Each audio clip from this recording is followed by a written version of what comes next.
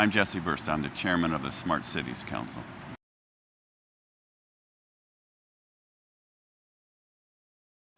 What we want smart technology to be in service of larger goals. Our motto at the Smart Cities Council is livability, workability, sustainability. We want that triple bottom line benefit, and the only way to achieve that is with smart technologies. So we want to put those technologies in service of those larger, more important goals, because that's the only way we're going to get there. We can't have a sustainable planet without sustainable cities. More than half of all the people on the planet live in cities, but in Europe and North America, it's more like 80% of us already live in cities. So we've got to get cities right if we're going to get the planet right.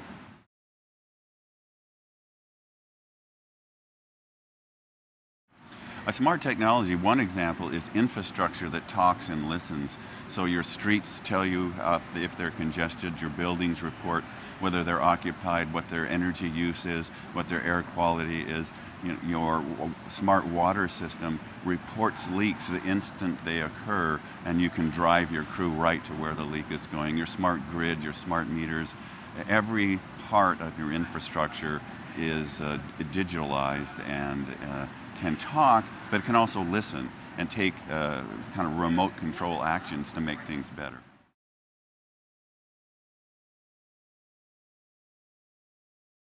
The center of gravity for smart cities efforts typically is with the municipal government, although in some areas there are regional coalitions. So if you take something like the greater Chicago, there's probably at least 200 municipalities in 3 states who are in that region. So there needs to be some kind of collaboration between them.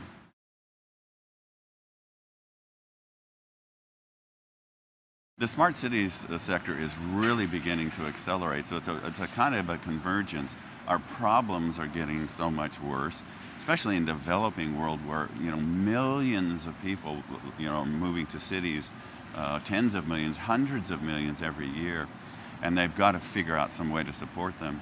But at the same time, the technologies have really improved so much. The costs have come down so much. We understand how to communicate wirelessly now, so all those little sensors can be talking back to the central control. So those things have converged. We've got big problems. Here's a smart solution.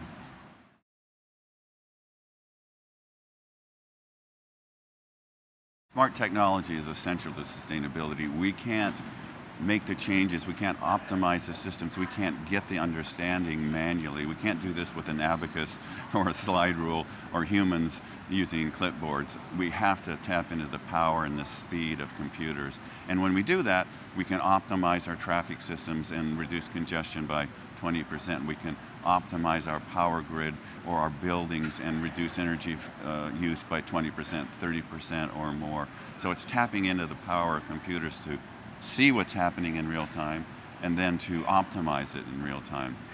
In the city of Rio de Janeiro, for instance, 30 different departments all pump their information into the control center, and that you can see what's going on in the whole city.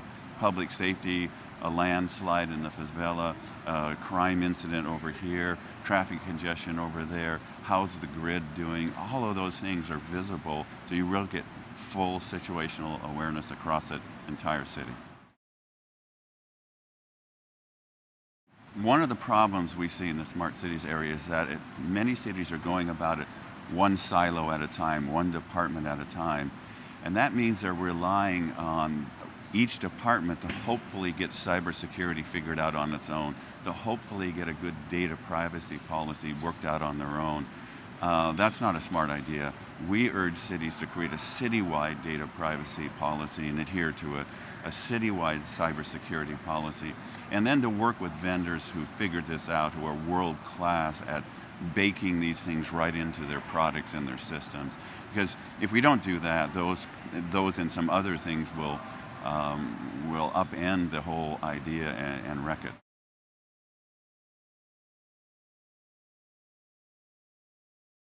A couple. One, I think, important one is waste to energy, and we've got one of our Smart City Council members is in that business. So you take a cost and you turn it into an income stream.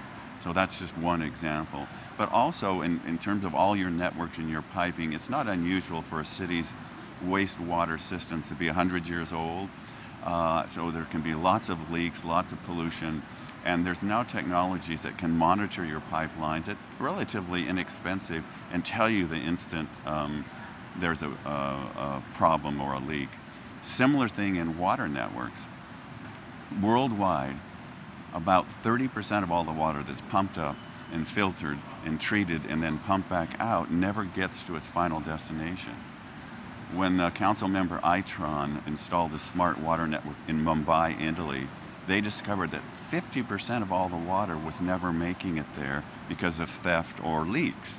So it's expensive to pump and treat water.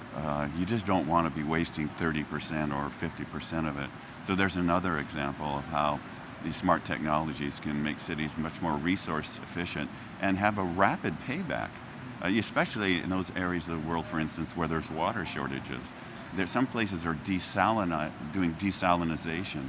You don't want to spend billions to desalinize your water and then waste 30% of it that you spent so much to fix. The Globe Conference has evolved into a really important event, not just because it's about sustainability, but because it's become rather international. I think that's partly because Vancouver's ties with the British Commonwealth and its status as a gateway city to Asia. So it's a great place to hear not just what's going on regionally, but all around the world.